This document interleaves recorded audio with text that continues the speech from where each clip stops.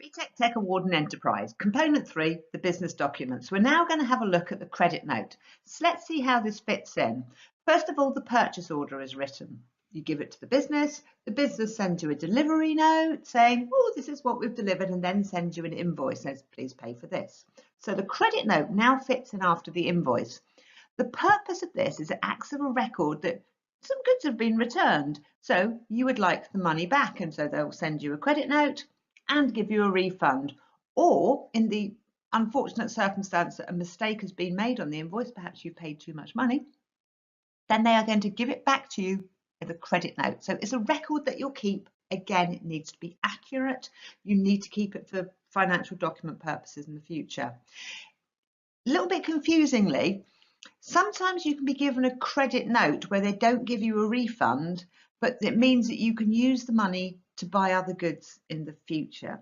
So sometimes you might have found if you've taken something back to a shop, they've given you a credit note so you're able to buy other goods from that shop. So that's worth bearing in mind.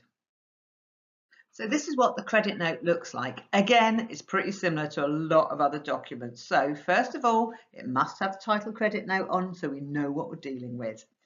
Again, must have the date that the credit note is issued so everyone can look back. The credit note will be given its own unique number so we can look it up. So when I phone up, I say, oh, I'm talking about credit note 274, and they go, oh yes, of course we can look that up. Obviously, it needs to have the name and address from the business who's making the refund, and of course who it's going to. And you need the invoice number. Which invoice are you refunding? So everything can be matched up in the business who's getting the money back.